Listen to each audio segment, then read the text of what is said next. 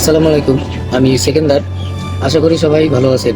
আজকে 3টে রাইস কুকারের কাজ করেছি, 3টার নতুন কন্ডিশন, তার ভিতরে একটা রাইস কুকার আমাদের প্রতিদিনের কাজ। প্রত্যেকটা টেকনিশিয়ানই রাইস কুকার যে কোনো সমস্যায় মেরামত করে থাকে। বয়স হয়ে গেলে রাইস কুকার খারাপ হবে, এটাই স্বাভাবিক। কিন্তু নতুন রাইস কুকার সমস্যা হয়ে যায় কেন? কারণ হচ্ছিল এই যে রাইস কুকারটা কাস্টমার কাছে শুনলাম কুকারে পানি গরম করা হয়েছে। পানি গরম করার কারণে এই রাইস কুকারের ভাতটা হয় হচ্ছিল একটা নির্দিষ্ট পরিমাণের হিট হয়ে যাওয়ার পরে এই ম্যাগনেটটা এটা ছেড়ে দিলে সুইচটা অফ হয়ে যায়। কারণ ভাত যখন হওয়ার পরে ভাত হয়ে গেলে এর হিটের পরিমাণটা বেড়ে গেলে নির্দিষ্ট পরিমাণের জায়গায় যাওয়ার পরে হিটটা ছেড়ে দেয়। এখন পানি বা অন্য কোনো কিছু যদি সিদ্ধ করার মতো কোনো কাজ করলে নির্দিষ্ট পরিমাণের হিটটা না হওয়ার কারণে এই রাইস কুকারটা অনেক সময় চলতে থাকে।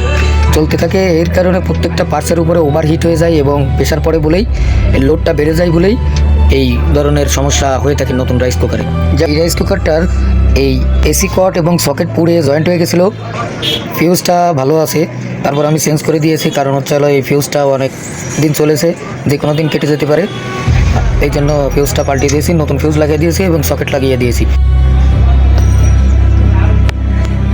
যে কোনো রাইস কুকারে যদি কয়েল নষ্ট হয়ে যায়, বেঁকিয়ে যায়, তাহলে কয়েল চেঞ্জ করা যায়। যে কোনো রাইস কুকারে কয়েল চেঞ্জ করে নেওয়া যায়। অনেকে রাইস কুকারের কয়েল চেঞ্জ করতে চায় না, ভাবে কি যে বেশি দিন চলবে না, সেটা মনে করে অনেকেই রাইস কুকার কয়েল চেঞ্জ করে না। আসলে প্রত্যেকটা রাইস কুকারে যদি নতুন কয়েল লাগিয়ে নেওয়া যায় ভালোটা, তাহলে সেই রাইস কুকারও আবার অনেক দিন খুব সুন্দরভাবে চলে।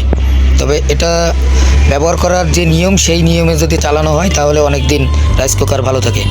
এই রাইস কুকারগুলো যদি এই সাইডের বডিও যদি নষ্ট হয়ে যায় তাও ঠিক করা যায়। রাইস কুকারের কন্ডিশন ফ্রেশ থাকলে তো কোনো কথাই নেই, এবং মোটামুটি থাকলেও নতুন কয়েল লাগিয়ে নিলে নতুনের মতো চলে।